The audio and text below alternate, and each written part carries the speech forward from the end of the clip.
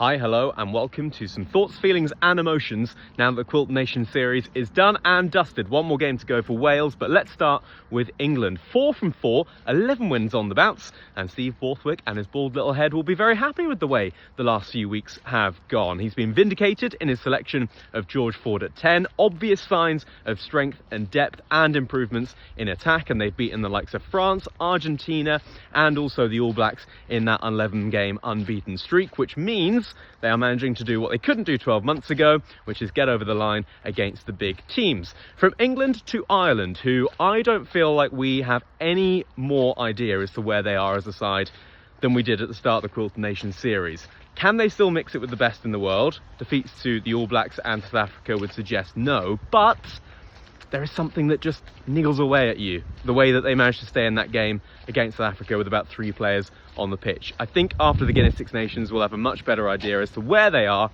on their trip to the 27 World Cup.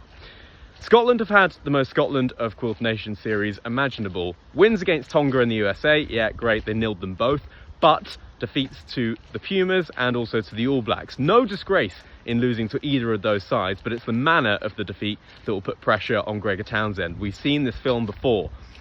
A missed opportunity against the All Blacks, going 21-0 up and giving it away against the Pumas.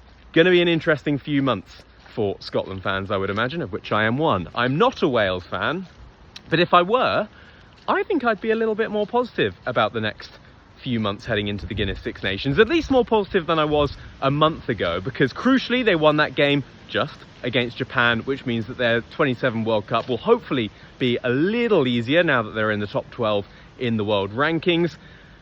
The attack looks a little better. Louis Rees-Zammit is back, and maybe there's just a hint of the Principality Stadium being a cauldron of noise and of atmosphere once again. You saw it maybe just a little bit in that game against the All Blacks. So I'm hopeful for Wales in the upcoming Guinness Men's Six Nations. Italy have just beaten Australia. They are very much on the rise. France, we don't quite know where they are, but maybe not at their peak powers at the moment. So the Guinness Six Nations is going to be very exciting in a few months' time, February. I would love your thoughts, feelings and emotions on Nick Knowles, or bricklaying, or national insurance. Send them my way.